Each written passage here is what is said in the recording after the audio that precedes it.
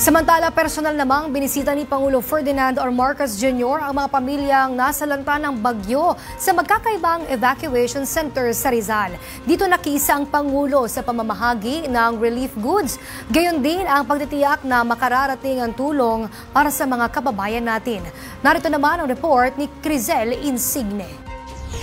Maagang dumating sa San Mateo, Rizal si Pangulong Ferdinand R. Marcos Jr. kasama ang ilang miyembro ng gabinete upang maghatid ng agarang tulong sa mga naapektuhang pamilya ng bagyong Krising, Dante at Emong na pinalakas pa ng habagat.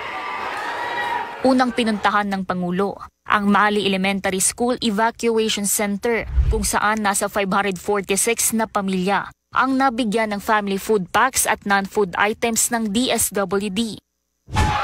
Kasunod nito, tumungo rin ang Pangulo sa Santa Ana Covered Court Evacuation Center na may 497 families na kasalukuyang nakatigil sa gitna ng patuloy na pag-ulan at pagbaha. Bukod sa mga food at non-food items, namigay din ng water filtration units at nagtayo ng mobile kitchen na makakatulong sa mga nasalanta. Ikinatuwa ng mga residente ang pagtiyak mismo ng Pangulo sa kanilang kalagayan. Sobra-sobra po akong saya. At nararamdaman lalo po ngayon na makita po namin siya ng personal.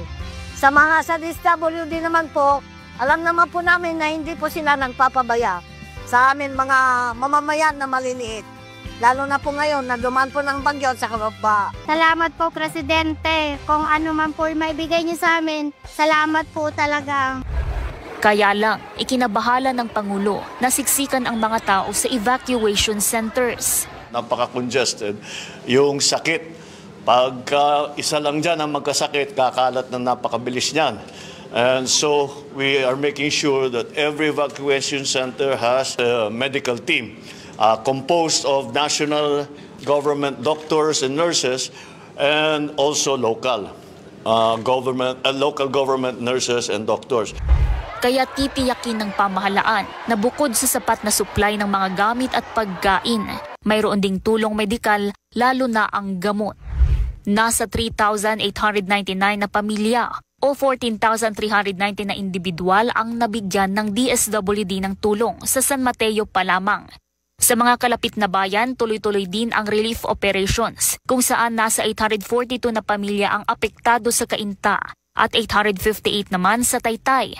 Kung susumahin, 5,599 families o katumbas ng 21,526 individuals ang apektado sa 3 munisipalidad. Para sa totoong balita sa Bagong Pilipinas, Crizel Insigne, Congress News.